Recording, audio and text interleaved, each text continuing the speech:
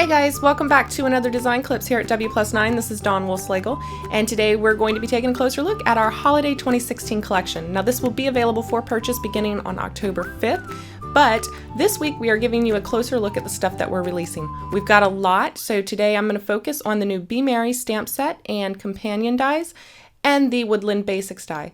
Now this die set, it does, like I said, there's a companion die available. It's got these banners, these large sentiments, these smaller flowers. It's a great set for creating sophisticated designs. And the Woodland Basics die, this is one of those where there is a lot more to it than meets the eye. And I'll have plenty to share with you guys throughout the week on that. But for today, let's get started with these projects. And I'm going to begin with the die cuts, those beautiful watercolored looking die cuts. This is going to go crazy fast because we're going to do them all at once. So I'm going to be cutting everything from this Woodland Basics die, and I'm going to create the watercolor paper first to cut them out of. So I'm using Tim Holtz Distress watercolor cardstock as well as some Tim Holtz Distress inks. I'm going to do one panel for each color grouping. So I need the green for the holly leaves, I need the blue-green for the pine boughs, and then I will need the red for the berries and the birds. So I'm going to cover an entire panel in each of those colors first.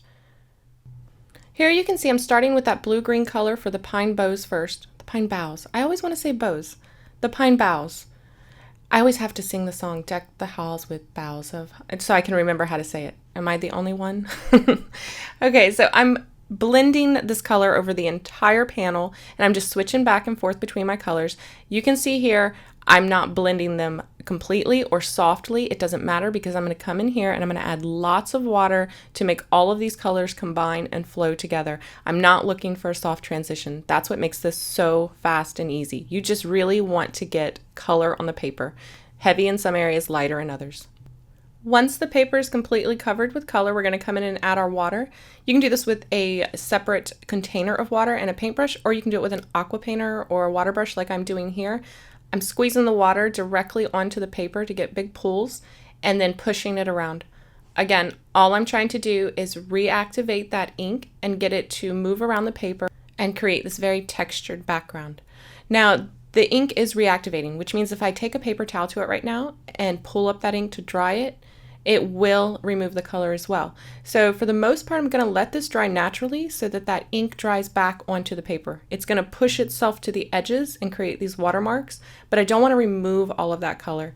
I will use the paper towel once it starts to dry more, but I do want to let it do most of its drying on its own so that I don't pick that color back up and leave huge white spots on the background.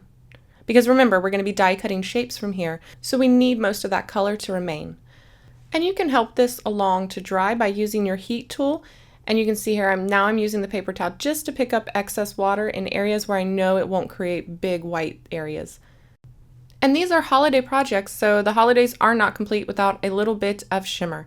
So I'm going to be using our Pure Color Shimmer Spray Mist to add this light sheen of iridescence across the entire panel.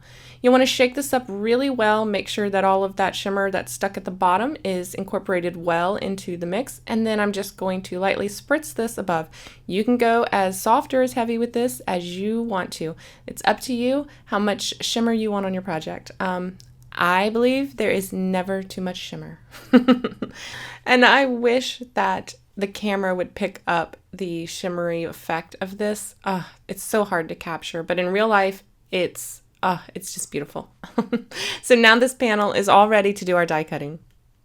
I've gone ahead and separated these dies using some tin snips, and then I'm just going to run them multiple times through the panel. And I'm going to repeat the same process for the holly leaves and for the birds. And you can see here now we have these very interesting little die cuts here because we cut them from that variegated background. As I mentioned, we're going to be using the Be Merry stamp set for that large sentiment. And here you can see my initial thought was I wanted to stamp this on vellum and then back it with a little bit of black cardstock. And I ended up changing my mind in the end, but I still wanted to leave these steps in here because it is an option if you use a good adhesive for vellum. Now, normally I really like the vellum adhesive that I used here. However, I did notice that I usually put vellum over light cardstock so the adhesive doesn't show. However, you can see right here when I added it over black, you could definitely see the adhesive showing through. So an easy way to get by that would be to use something like a multi-matte medium and only put the adhesive behind the solid parts of the sentiment and then adhere it down. I do like the way that this looks. However, I decided in the end to just use the white heat embossing on the black, and I just really liked the way it turned out looking better, so I just swapped them out. I adhered the sentiment using a higher profile foam tape because I knew I needed to tuck all of these little die cuts behind it, and some of the die cuts I end up putting a lower profile foam tape, so this way I have two different heights of dimension, and it would allow enough room for me to tuck these behind. So I'm just going to fiddle around with these and get them in the perfect arrangement. And then once I'm done with that, I can come in and start adhering them all down. And for that, I'll be using some multi-matte medium along with a little bit of 3M foam tape behind some pieces.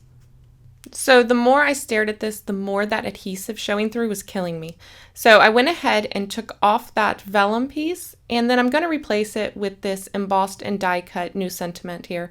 And for that, I'm going to need an adhesive that covers the entire background because I don't want any lifting here.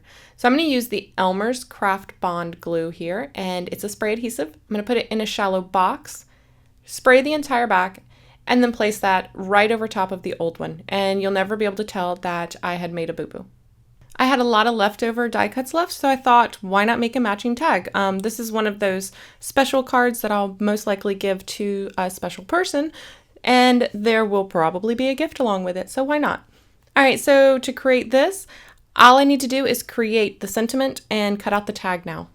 This is our new upcoming Christmas tag die, and it comes with the base tag. It will cut the tag shape, and then it also comes with a reinforcer, so you could add a contrasting color, and then it comes with these two word dies. Now these you could cut and layer on top of the tag die. They both fit nicely inside the tag, or you can cut them from the tag so you leave a negative space.